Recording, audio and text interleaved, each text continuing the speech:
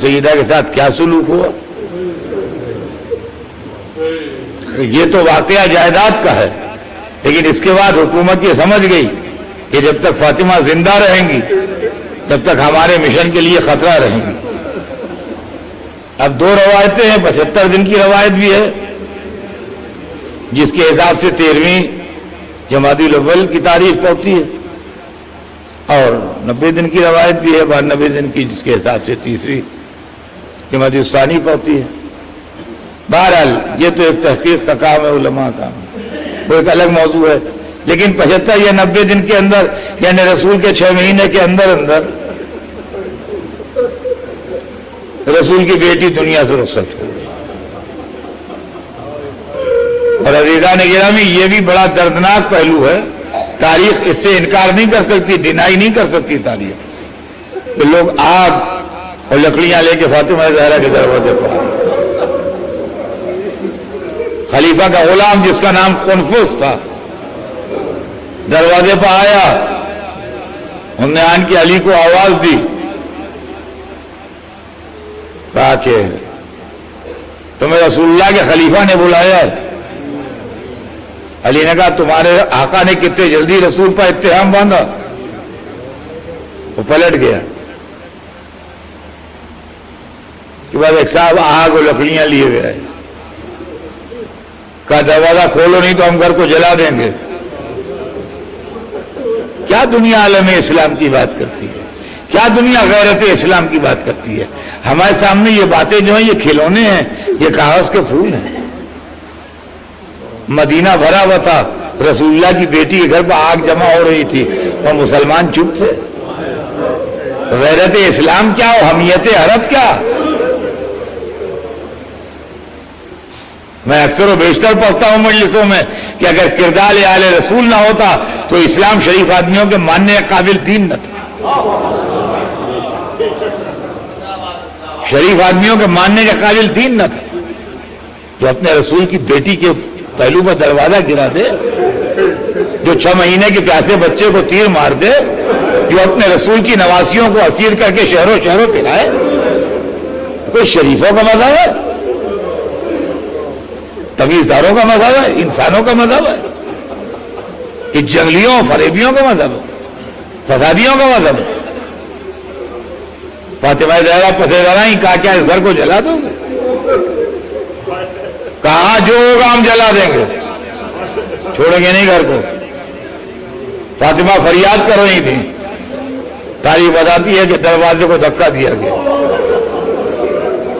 اور رسول کی بیٹی دیوار اور دروازے کے بیچ میں آئی۔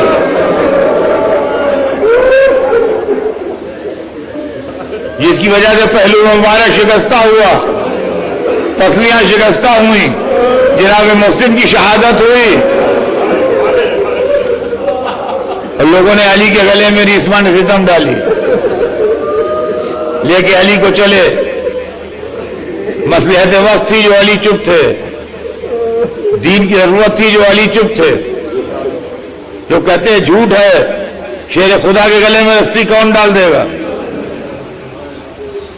ہمیں تو یہ بھی جھوٹ ہے، خدا کے گھر میں بت کون بٹھا دے گا؟ کعبے میں بتوں کی روایت بھی جھوٹی ہوگی، اللہ کے گھر میں بت کون بٹھا دے گا؟ بعد میں مسلمانوں نے کر لیا ہوگا کافروں کو بدنام کرنے کے لیے کہ بت رکھے تھے کعبے میں۔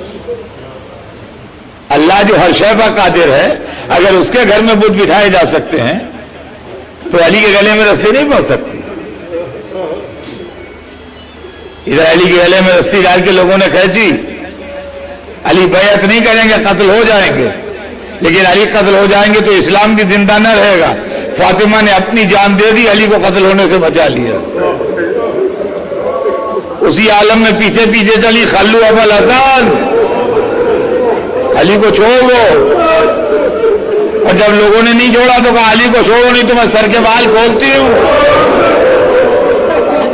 سلمان کہتے ہیں کہ ہم نے دیکھا مسجد کی دیواریں اونچی ہونے لگی، آثار قیامت نمودار ہونے لگے، لوگوں نے علی کے گلے سے رسی کھول دی۔ فاطمہ علی کو تو لے آئی بچا کے، مگر اپنی جان دے دی۔ اس واقعے کے بعد 3 دن زندہ رہی۔ تیسرے دن اسما کو بلایا، کہا اسما میں نے اپنے بابا کو خواب میں دیکھا ہے۔ اسما میرے بابا فرما رہے ہیں کہ سیدہ شام تک تو میرے پاس ہو۔ اسما میری دیرینہ تمنا پوری ہو رہی ہے، موت میری آرزو تھی، مگر اسما مجھے جنازہ اٹھنے کا طریقہ پسند نہیں ہے۔ یہاں پر دو روایتیں میں نے پڑھی، ایک روایت یہ کہ اسما نے تابوت بنایا، ایک روایت یہ جبرائیل تابوت کا نمونہ لائے اور بی بی نے اس نمونے پر اسما سے بنوایا۔ بہرحال جو بھی روایت صحیح ہو، بنا اسما کے ہاتھوں، اور جیسے ہی اسما تابوت بنا کے لائیں، فاطمہ اپنا تابوت دیکھ کے مسکرائیں، تابوت دیکھ کے مسکرائیں، کہا اسما خدا تیرا دنیا و آخرت میں پردہ رکھے، تو نے میرے پردے کا اہتمام کیا۔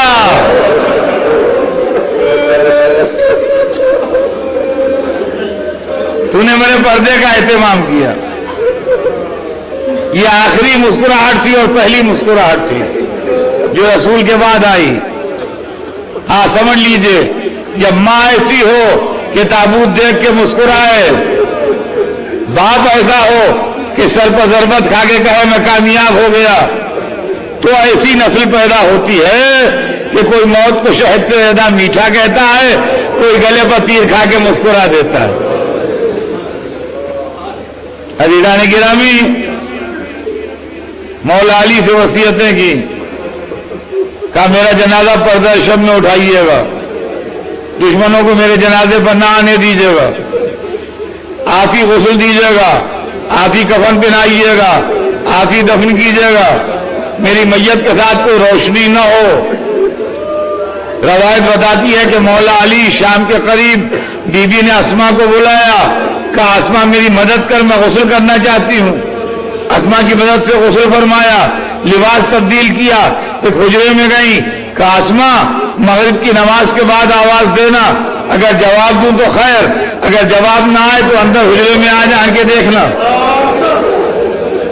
اسما کہتی ہے مغرب کی نماز کے بعد میں حجرے کے دروازے پر گئی، آواز دی فاطمہ، جواب نہیں آیا، آواز دی ام الحسنین، جواب نہیں آیا، آواز دی بنت رسول، جواب نہیں آیا۔ اسما کہتی ہے میں نے دروازہ کھولا، فاطمہ دنیا سے جا چکی تھی، ماتھے پر موت کا پسینہ تھا، آنکھیں بند تھی۔ اجرکم اللہ۔ مولا علی کو اطلاع دی، علی نے امامہ سر سے اتار دیا، کہا میرا آخری سہارا بھی ختم ہو گیا۔ روتے ہوئے بیت الشرف میں آئے، بچوں کو تسلی دی، کچھ لوگ دروازے پر آن کے بیٹھ گئے تھے۔ علی کے گھر سے ابو ذر نکلے، کہا آپ لوگ واپس جائیے، جب آپ کی ضرورت ہوگی تو آپ کو بلایا جائے گا۔ کچھ عورتیں آنا چاہتی تھیں، اسما نے نہیں آنے دیا، کہا بی بی نے منع کیا ہے۔